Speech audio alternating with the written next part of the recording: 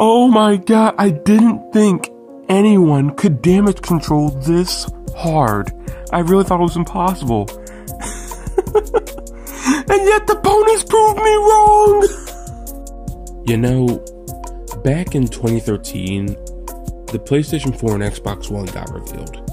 And it was obvious who was going to win that generation. The Xbox One was an absolute clusterfuck of a mess when it was revealed.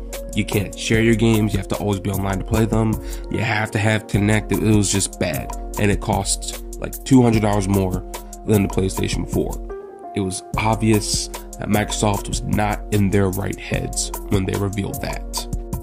Rewind back about 7 or so years, and PlayStation reveals the PlayStation 3, which is nearly all the problems that the Xbox One had, with an even higher price of $600. And everyone was pissed about that. Even PlayStation diehards were getting pissed.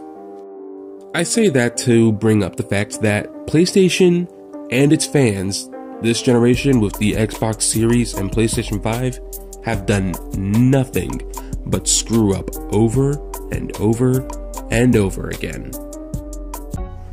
Let's talk about the 3 events that really inspired me to make this video, starting with God of War. If you know, you know. If not, get the kids out the room. So God of War 4 came out in 2018 and everyone loved it. It got a PC port recently and it won Game of the Year for that year, and everyone's hyped for the sequel, God of War Ragnarok, coming out later this year. On a kind of similar note, The Legend of Zelda Breath of the Wild came out in 2017, and Zelda fans, myself included, are all hyped for the game coming out next year. All we have is it's coming out next spring. Now, here's the thing. Neither of these games have an official dead set release date yet, but God of War is coming out supposedly in a couple months. Everyone's speculating November. Breath of the Wild, all we have is spring. But at least the God of War fans know the name of their game. Zelda fans, we don't know the name of our game. We don't know our sequel's name. All we know is the sequel to The Legend of Zelda Breath of the Wild. That's not a name at all. That is a placeholder, and we're kind of tired of it. But Zelda fans, they're just getting irritated on the internet. They're just getting agitated, impatient, and it's kind of annoying to deal with, but that can be looked over. You can ignore that. What you can't ignore is what the God of War fans were doing. Hold on. This is your final chance to make sure all the kids are out the room, or you got headphones on or something, because this ain't appropriate at all. God of War fans decided that in order to get the release date, they would find the female developers for God of War Ragnarok, and DM them dick pics. I wish I was joking, but you see it on screen right now. One of the developers kindly asking people to stop, saying it's not gonna work. It's so bad that the lead dev for God of War Ragnarok came out and said, y'all, stop, this isn't gonna give you the release date. Go play Xbox instead while you wait. You see it right here. You know you done fucked up when the lead developer of the game you're hyped for is telling you to stop being hype, to go play something else. It was really, really bad. That was the first big event that PlayStation Fanboys did. The second one was just recently when Spider-Man got ported to the PC. Personally, I haven't played it, but I really, really want to play it.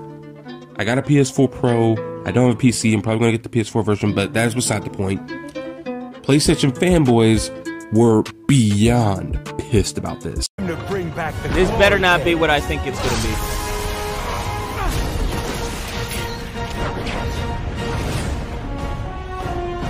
Oh my god! Fuck you! Get the fuck out of here! Are you fucking serious? Are you fucking serious? Yo, fuck PlayStation. Fuck this nonsense. You're bringing that shit to PC? Are you fucking serious? Claiming that Spider-Man doesn't need to be on PC. If PC players wanted it, they would have gotten a PlayStation. Not everyone wants a PlayStation though. So you can want a game without wanting the system. I know people who want, say, Super Smash Bros. Ultimate, but they have absolutely no interest in getting a Switch. That's perfectly fine. You don't have to get the system just to play one game you're interested in. So they ported Spider-Man to PC. PlayStation fanboys were pissed. One fanboy decided he was going to publicly saw his PS4 Pro in half. Stupid, waste of money, but whatever. That's not what I wanted to talk about. I want to talk about a video that got removed off of YouTube because a PlayStation fanboy decided that they should bomb PlayStation headquarters in order to keep more games from being ported to PC. I wish I was joking, but that's what he did. That's what he wanted to do. He wanted to literally bomb, kill people, just because he doesn't want PlayStation games to be on PC. That's probably the worst of what the PlayStation fanboys have done this year, but is not the latest. The latest is probably the funniest. So this latest thing is a fail on both PlayStation and its fans. So ever since the PlayStation 5 and Xbox Series released, they have been notoriously difficult to get your hands on. The PlayStation 5 and Xbox Series were scalped to hell and back. People were using automated bots on shopping websites to purchase like a whole bunch of PlayStations and Xboxes the very second they were available for purchase, and people couldn't buy them. There are people who are still trying to get this systems now, and it's ridiculous. And these scalpers are reselling them online for ridiculous prices. It's like, instead of paying $400 to get a PS5 digital edition, the scalper is going to make you pay $700-800 for it. And everyone was pissed off. PlayStation fans pissed, Xbox fans pissed, even Nintendo fans were getting annoyed with this, and they didn't care. But just how bad are these price changes? Well, as you can see, this is the chart showing the price changes for all 7 countries where it will be happening and how much it's going to cost them within their currency. I don't use these currencies, and I'm pretty sure you don't either if you live in America. So what I did was I took the prices shown and I converted them to US dollars. I converted both the digital price to USD and the physical price to USD. And I'm going to go over all 7 countries' new prices from worst to best, because one of them is actually better than what their price originally would be here in the US, and another one is pretty much the exact same. I averaged them out to about the closest dollar amount I could get. So these are the rough estimates of the changed prices for each country. Starting off with the only good one, Japan's changes. To US dollars, the digital PS5 costs $360 as opposed to $400, and the physical costs $441 as opposed to $500. That's pretty good. I like that. And Canada is basically the exact same. Digital $400, physical $500. But everything else, oh my god. It's not good. Up next we have Europe, where the price has gone from $400 and $500 to $450 and $550. Now, you might be saying, oh well, that's not bad. The Switch OLED is $350 and the Switch is $300. What's the difference? Here's the difference. The PS5 price hike is just Sony being greedy. The OLED is an upgrade to the Switch. It's got better screen, faster loading times, better resolution, slightly better resolution, but still better, and way better battery life. And it's also got better internet and a better kickstand.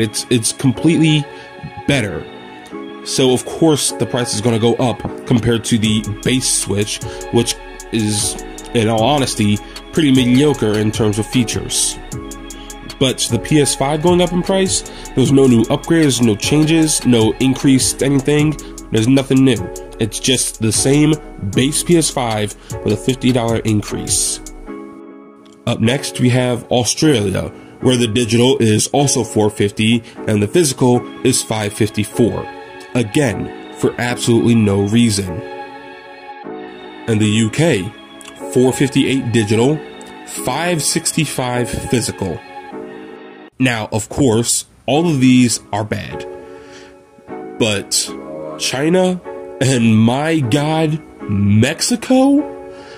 Oh my lord. So again, quick reminder, I've converted everything to USD.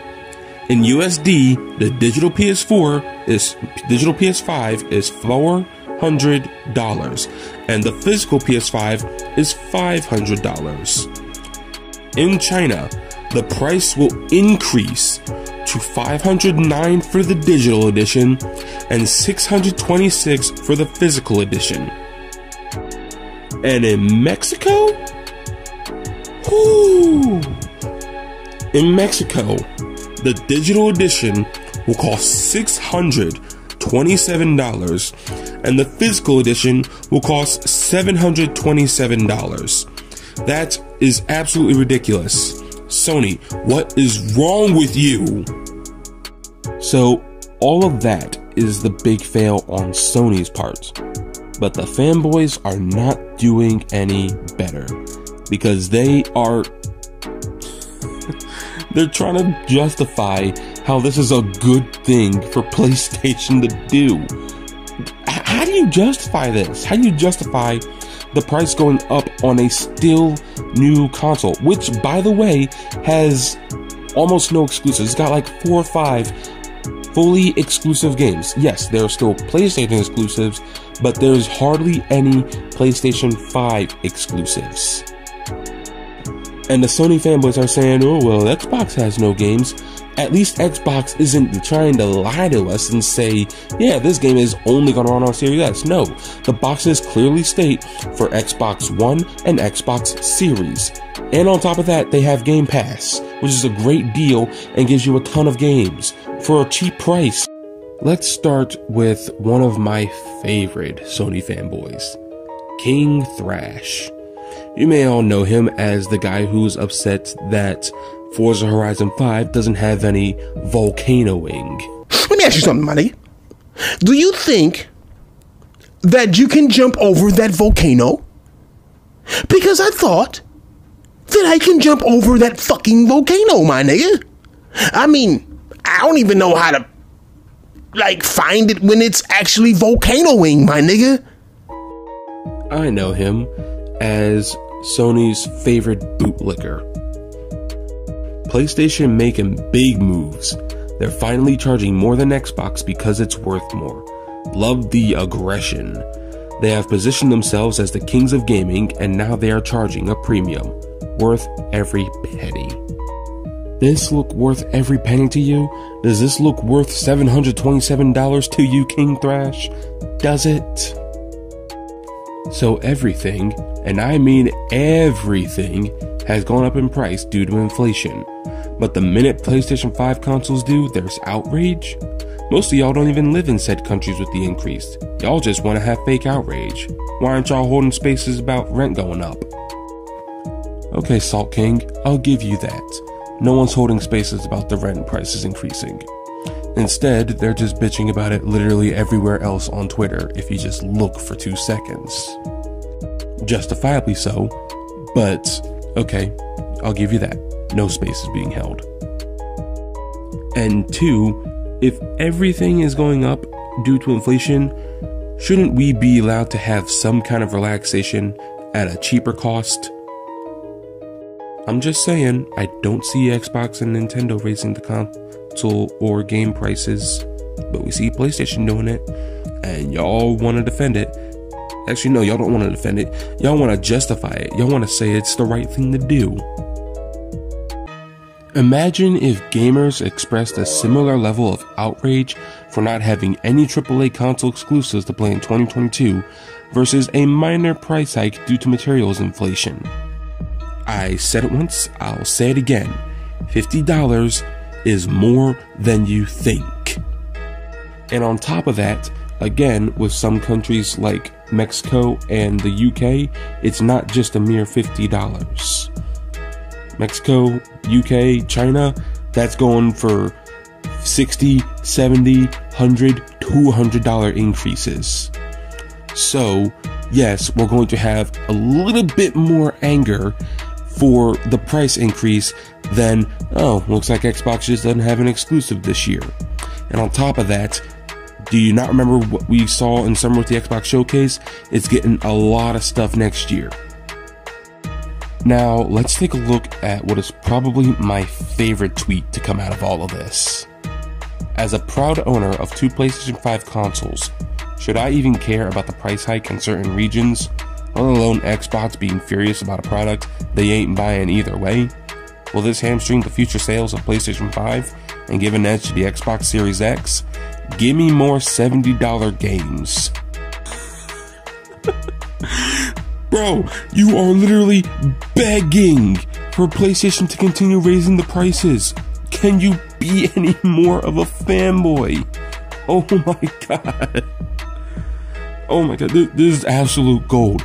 He's literally saying, I want the games to continue to increase in price. Please make the games and consoles more expensive. Please make them harder to get and play. Oh my gosh. Bro, this is, you can't make this shit up. I can't, oh my god. Oh my god, I can't even think right now. The stupidity in this one tweet, it's too much for me. I can't. If you ask me, I think it's actually kind of funny. PlayStation fans, for about the past 10 or so years, have done nothing but laugh at Xbox. Oh, Xbox has no games, Xbox is behind in sales, yada yada yada yada. But, my how the tables have turned. Xbox is now laughing at PlayStation. PlayStation is laughing at PlayStation fans. Even Nintendo, who are always behind the times, are laughing at PlayStation for being so out of touch with what makes sense. I really hope PlayStation and its fans get their act together, because if not, the PlayStation 5 might be the last one. So PlayStation, please, please, please make smarter business decisions. And to you PlayStation fans out there, the fanatics, I pray to God y'all touch some grass. Okay, so I didn't plan on having an outro. Like I didn't record one. So I don't really know how to end this video. This is the first time I've ever done any like a commentary video, anything like that. I might keep doing them. I don't know. I didn't plan to make this a commentary channel, but sometimes you just gotta talk about something you see in the industry, you know? So I might do more commentary in the future. I might not. We'll see. But as currently stands, this commentary was a one-time thing. Peace out.